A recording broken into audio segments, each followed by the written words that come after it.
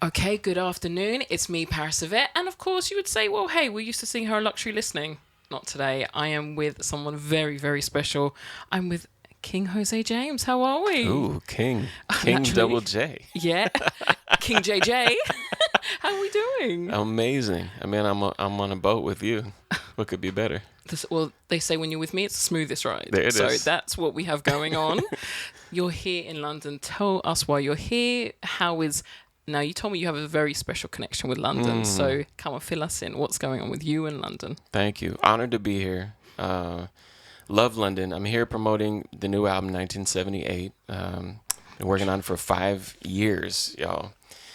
And we'll talk more about that and getting deep. But London has been kind of my second home. Wow. I lived here for 2 years in Shoreditch, back when it was cool, and it was great. It was a mind blowing experience to see so many young artists and producers, to meet them. Giles Peterson kind of introduced me to a lot of people on the scene. I'd be at Plastic People all the time. Right.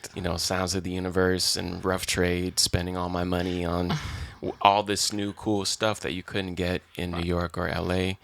And it was really inspiring to kind of watch Benga or any of these people create what became known as dubstep, but back then it was just Right. whatever music they were discovering. Dark, dub, Yeah, nasty, just fantastic. whatever. Yeah. But I've always loved the scene here. Me and Shabaka go way back. I remember when he was playing for like 15 people or whatever. Wow. Always doing his thing.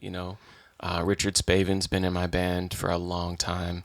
Ashley Henry is a good friend of mine. I got a lot of crew here. So to me, the production of London's always been super killing, and the musicianship super high, and the passion for the music, which is what we're here to talk about today.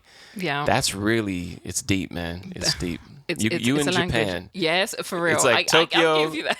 Tokyo and London, like neck and neck. Right. Yeah. Well, that is fantastic. So, 1978. Tell me all about it. Tell us all. Would you say your first self-produced album? Well, funny enough, The Dreamer was my first album, and it was self-produced, Right. kind of by accident, Oh wow. because I had already done like demos, which course. Giles heard and he loved. So he said, just make the album like that. And I was a kid. I didn't really know what I was doing, to be Right. honest. But I said, okay, I know how to do that, So I always tell young artists, just do what you know how to do. And if people like it, job's done. Good, you know good, what I mean? Good job. That's Exactly. it. Yeah. But this is the first album that I've produced by myself since then.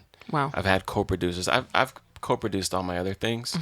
But yeah, this is really me saying, this is my sound, this is my vibe, this is my year. 78 was the year I was born. Right. And I feel like there's a special vibe of that time, I grew up in the hip hop generation.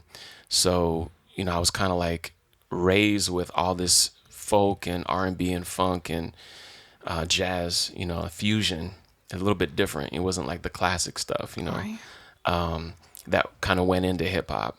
But I think 1978 as a year and as a time is a fascinating look at all these different styles. Like disco was like at its peak, Right. about to turn into hip hop, Funk was incredible. You had Chic and all these new kind of players, Right. black musicians taking the band concept to like new heights in pop. You had incredible songwriters who had been around for a long time, like Billy Joel or Of people like course. that, who were kind of at their apex too. Then you had the whole London scene, all the punk stuff happening. You had reggae, Kaya, 1978, boom. So it was like all these interesting threads of music coming together. And for me, I always heard jazz in all of it, Fantastic. with like Quincy Jones, Michael Jackson, Leon Ware, Yes. Marvin Gaye. There was always like a thread of jazz in that, or jazz musicians on the records. Right. So it's all of that, and I call it party and politics because to me that's what the late 70s were. And that is just one super kind of sub vibe about it, you know, Right. party and politics. And truly, when you do get a chance to hear 1978, that is exactly what it gives you. Let's go into that, like Yeah. party and politics. I mean, to me, that's the 70s. Right. People knew how to get True. down. They knew how to really, Studio 70, 54, you know what I mean? Oh, They knew how to yes. get to go in and really enjoy themselves. But they also knew how to take a stand for something, And there were a lot of issues of the day, Vietnam War or what have you. So people weren't afraid to put politics in their music and take a stand and say, this is not only what I believe, but this is what is affecting my people, society, the environment, Marvin Gaye, what's Yeah. going on. The 70s were just huge. And I think, unfortunately, a lot of those issues are still with us, Very much so. And I'm from Minneapolis. Shout out Minneapolis. And Prince's first album came out in 1978. Right. So it's all connected. That is very, wow. You know what I mean? Yeah. We did a purple vinyl edition too, limited edition, Oh, Rainbow my Blind. goodness. It's beautiful. So, it's kind of all these things. My city was on fire, recently, Right. with all the riots and everything. And there's a track called 38th in Chicago, which is where George Floyd was murdered, Right. which is in my neighborhood where I grew up, South Minneapolis. Wow. 3 blocks from my mom's house, 3 blocks from where I had my first show as a kid, 17 years old. So this stuff is like really close for me. It's personal. Right. And those are my politics, racial, social politics. Unfortunately, these issues are still with us. And I know they're here in London as well, here in the UK. So we need to claim that, I think. And for me, the politics of the 70s were not only social, but they were economic, they were romantic. The way that men wrote about women, for example, was very different in R&B. Extreme. You know what I mean? Extremely, yes. There was a seduction that I feel like is kind of missing from today. There's a vulnerability. There was a choice on the women's part to be like, I'm not feeling you. Right, right. So you kind of had to earn it. You had to try to an get elegance, it. wasn't it? Exactly. Yeah, absolutely.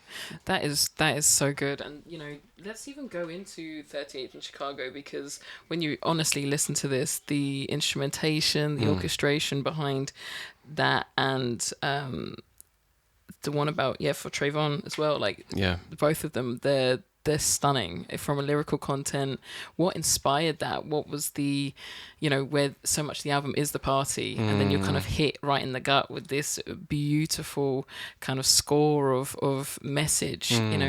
What a beautiful way to transpire the politics. Oh, thank you. And what was your kind of thought behind doing that? Because you could have taken it anyway, with so much talent, so much fusion across the album, but you took it to the more serene and scoring kind of side of music. How do you feel about that? Well, thank you for checking it out. For Trayvon was like the first thing I wrote 5 years ago.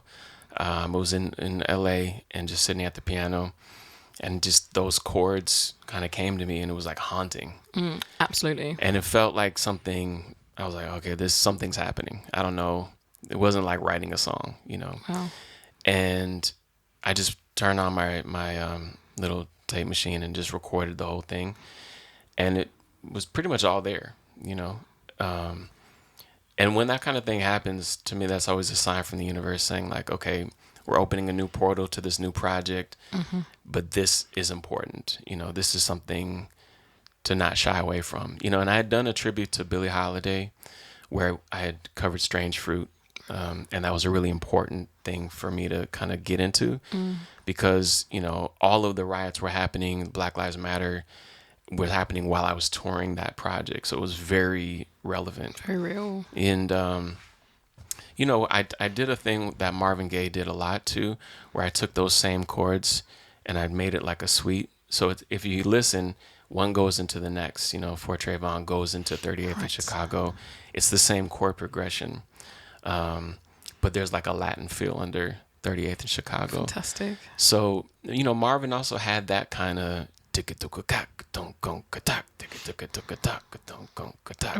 this like Afro-Latin thing. And to me, that was so important to have on my album because my dad is Afro-Panamanian. My mom is Irish-American. Wow. I think we have to find a way to heal and to connect. And and that's why I loved London, to bring it back. It's like very multicultural. You know, Extremely. I remember walking around Brick Lane or anywhere and just seeing like all kinds of different people, all kinds of different languages, and people chatting about sports or chatting about art or chatting about what's at the V&A or whatever. Right. And that really inspired me. So I wanted to end the album on a serious note because, you know, there's serious times we live in. There's a Very. lot happening. And, you know, Toni Morrison is a huge influence on me. And I love how she doesn't necessarily like blame anybody in her writing. She just tries to explain, this is what happened. This is how it happened. And this is how it made people feel. And I feel like Right. that feminine perspective, that wisdom is really important. It's not about blaming. No. It's about, no, this happened. You know, Trayvon's gone, Yeah. you know, and George Floyd's gone too. Yeah. And it has changed our lives, whether we want it to or not. So here's a way that maybe holistically we can heal and process, you know. And it makes you think for a second, you know, and I actually, funny enough, I read something yesterday that said, you know, it's not the people that oppress, it is oppression itself. You know, it is the actual example of what we suffer, and that's obviously these amazing points that, you know, you're covering in such a fantastic artistic way. You also have mentioned your influences from Leon Ware and Marvin Gaye. Let's talk about that too. How is that? I actually got to meet Leon Ware. Fantastic. Yeah, in LA before he passed. We'd had a whole day. We had a writing session, and he was so cool. He was exactly like you would think. Yes. Just super sensual, Right. super laid back, super funny, but really serious about music. And we talked about Marvin. We talked about, you know, Berry Gordy and Motown, and he was like, you know, we all sang jazz, which I didn't know. You know, he was like, all of us were jazz singers. Wow. We all studied jazz because that's all there was back then. You had the church music and you had jazz. Wow. So Al Green, you know, Bill Withers, Marvin Gaye, Leon Ware, all these guys sang, Sam Cooke, they all Jazz knew babies. jazz, like really knew it too, you know. And Marvin I kind of knew because he had done tributes to Nat King Cole, but I didn't know it was like that deep. And he was like, yeah, we all sang it. And then R&B was sort of invented, and we kind of went that way. Right. But we took the jazz with us. And that lesson, we did write a song, which we didn't get released, but I got to go back and talk to his wife and see if we can get that done, bring it back out, because, I mean, it's Leon Ware, man. Yes. You know? And, you know, his there's something about his writing and his hauntingness behind his work. You know, you can hear it straight away. Right. It doesn't matter from, you know, Come Live With Me to even his solo work. You just think, you hear it. It's incredible. Yeah, it's just beautiful. It's wonderful. You know, I actually managed to work with him alongside Bugs in the Attic, and it was just such a season. It's so London, isn't it? You know, if it was to be with anyone, it's got to be with the Bugs. Right. You know? That's right. Well, that is absolutely beautiful. So tell us more about the party. What inspired, you know, because of course you could have gone down the house route, but of course you've chosen that, you know, authentic disco kind of touch to it. Let's go for that Well, one. I do have a Louis Vega remix coming. Of course. Fantastic. It's coming. Well, I'll make sure to give it to y'all. Don't worry about it. Please, if you were to get a house remix, it's by the man himself. You know what I mean? Yeah, the master. The master, man. Yeah. He actually was in London 2 weeks ago working on it. Right. Yeah. That's right. See, yeah. you already know what's up. We know we're all a team here. You know? You know, it's feel good music. It's sensual. It's Marvin Gaye. It's Michael Jackson. I saw Michael the Bad Tour. Wow. When I was 8 in Minneapolis. I mean, it was mind blowing, life changing. Of course. So I wanted to have some of that, but the disco and the black disco, you know, Donna Summer, you know, Rick James too, you know, all of that. I wanted to have some of that vibe and those touchstones, those references, whether it's the synth sounds or the three on the floor, you know, kick drum or whatever. All those little, for people who know, you know. So yeah, there's a song called Saturday Night, which came out last month. It's doing really well. That one is just like a feel good anthem. And I live in LA now, so it's palm trees, sunshine, you know, all that kind of vibe. But the party is romance, it's seduction, it's having a good time. Yes. And throwing your cares away, man, because I feel like that's the other side of it. Right. We have to do that and really let go. Fantastic. You know, not do the doom scrolling on, you know what I mean? But really absolutely. let go. And I found that in London too. You'd go out in the night, and I would never check my phone. I'd be Right. so into the music. Yes. I was vibing for hours, you know. That is fantastic. So you even actually mention your kind of the magic with Ableton in this project. So Yeah. let's just talk a little bit about you as a producer. So, you know, Ableton is probably one of the newest of the, you know, the digital audio workstations that we have. Why that one out of all of them? Because you were Going deep. We're going deep. Yeah, you know, obviously.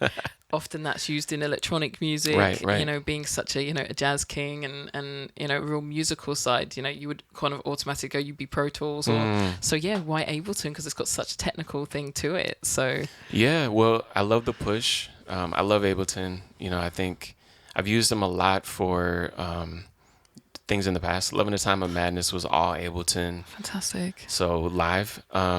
But this is the first time that I wrote everything and then I demoed everything completely on Ableton. All the beats I played.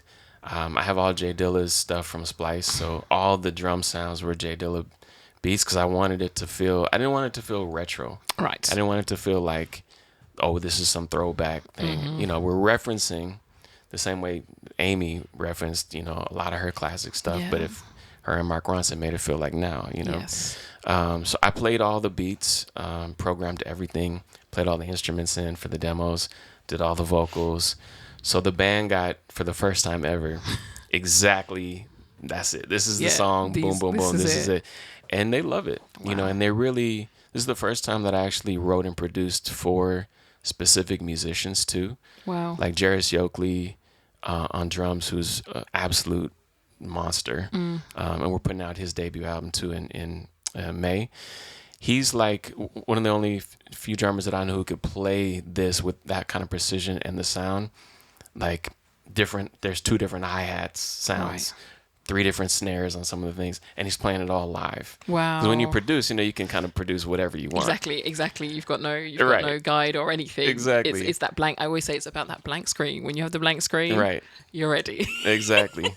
Yeah. Absolutely. But I wanted it to come from the production side, the beat making side, and you know, I have a lot of like friends and collaborators in that space, you know, Flying Lotus or Taylor McFerrin. Oh, stunning. You know, so I love that. You know, I don't know if you're gonna see the Jose James beat tape anytime soon. Let's you know, but let's. but say I might drop some of these demos because let's give you a little nudge. Come on, they go a little hard. Let's do that. They go a little hard. Yeah. Well, before we go, just tell us about your record label as well. Final thing, Rainbow Blonde Records. Rainbow Blonde. Yeah, we're in our 6th year. Wow. Which is just mind blowing. Fantastic. It's amazing. We've released I think 30 projects so far. That's beautiful. Yeah, and it feels different, you know, Right. when you own the master, when you own the vision, and when you're just completely independent. It feels great. So, and that is such a powerful thing. I kind of think to close with that you are the musician and you've chosen that independent path, and you know it's giving you exactly what you wish. You have the control of the music. Women owned and Black owned, I should say.